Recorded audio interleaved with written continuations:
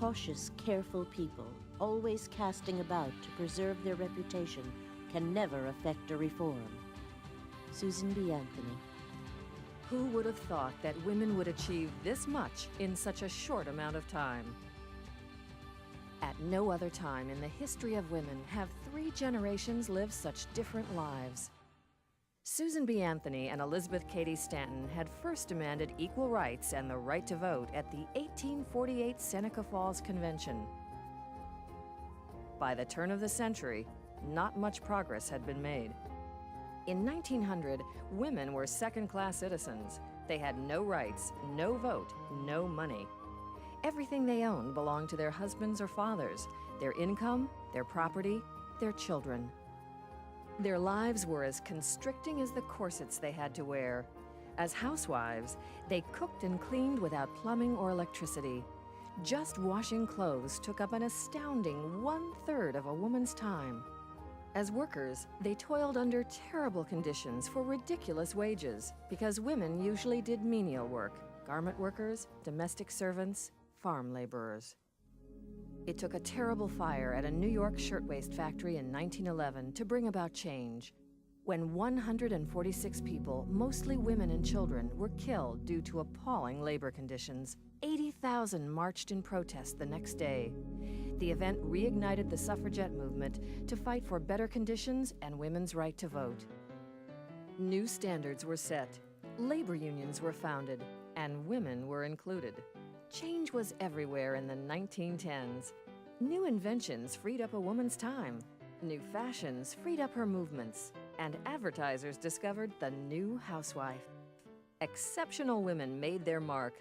Harriet Quimby, a writer and photographer, became the first woman to fly across the English Channel.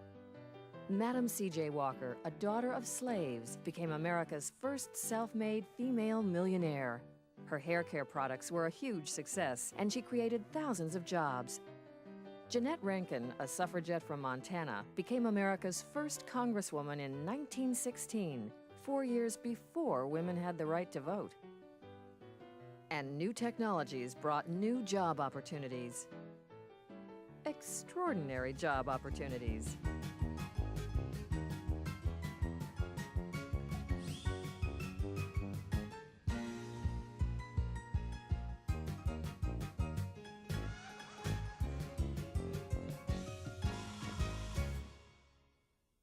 During World War I, women took over men's jobs and entered the Army for the first time, not only as nurses, but in a variety of jobs right along with the men, even at the front lines.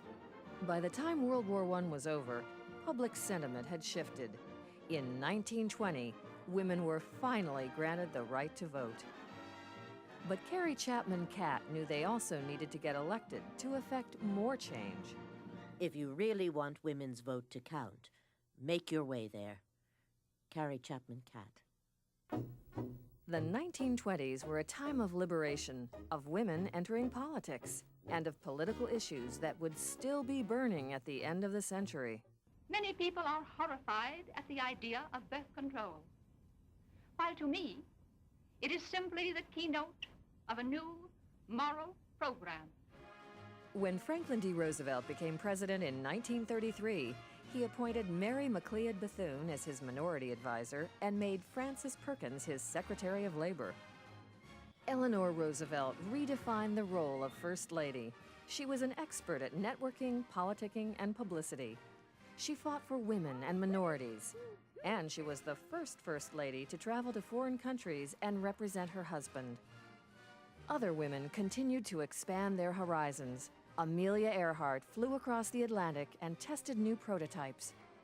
Women athletes were finally allowed at Olympic track and field events, and Babe Didrikson became America's first genuine sports superstar. Jazz and big bands brought great new talent, and movie stars became more glamorous than ever. They even contributed to the war effort during World War II. Women at Warwick reminds us that we need no longer sit and wait. There is a job for each and every one of us, and it is our duty to find that job. Rosie the Riveter was riveting and earning more money than ever before. But when it was all over, women had to make room for returning men. Reluctantly, 80% wanted to keep on working. They enjoyed it. They had proved they could do it well, but they got the message. And so in the 50s, they dated and then went back to being the perfect housewife and mother. In the early 60s, women athletes broke new ground. Wilma Rudolph became the first athlete, male or female, to win 3 gold medals. Billie Jean King showed that women could charge the net and play aggressive tennis. It was the dawn of a new era of social liberation, and Betty Friedan finally articulated what many women really felt when she stated that cows can have babies. But women have minds as well as breasts, as well as sexual organs, and women are made to feel guilty if they really use their minds. We don't know. We really don't know what women can be. The fight for women's rights began, and politicians such as Martha Griffith joined the fight for passage of the Civil Rights Act. A vote against this amendment today by a white man is a vote against his wife or his daughter or his sister. The Civil Rights Act of 1964 brought down old barriers. Women began their search for a greater identity, and the role of a woman as only a housewife and mother was redefined. Men may have rocketed to the moon. Women united and rocked the country. During the 70s, the women's movement gained momentum and, more importantly, acceptance. By 1977, at the first National Women's Conference, 14,000 women came together and realized they were not alone. And when the debate becomes heated, I hope you will remember Lyndon Johnson's invocation of Isaiah's invocation. Come now, let us reason together. The second stage of the women's movement brought about many firsts. Barriers were falling everywhere, even in the military and at NASA. And women exerted much more political influence than ever before. Now, we women have always had to work a little harder,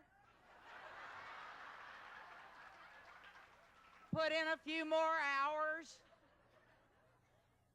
but we have been willing to do it if the goal was big enough and the cause was right. The increase of women in public office has changed the face of the nation and the focus of legislation. When Sandra Day O'Connor made Law Review in 1957, she was offered one job as a legal secretary. But today, women have a multitude of options. As mothers and wives, they demand quality schools, fight for good teachers, cheer on their children, give advice to their husbands, and want shared responsibilities. In business, they have gotten their foot in the door and into the boardroom. A few are CEOs of Fortune 500 companies, and many more are business owners who employ more people in the United States than all the Fortune 500 companies worldwide. Women are powerful in sports, the media, and the arts. They influence, they question, they command.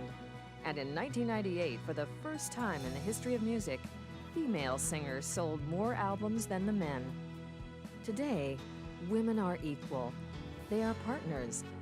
Not yet in every position, every salary, and every household, but as human beings. Men, their rights and nothing more. Women, their rights and nothing less. Susan B. Anthony.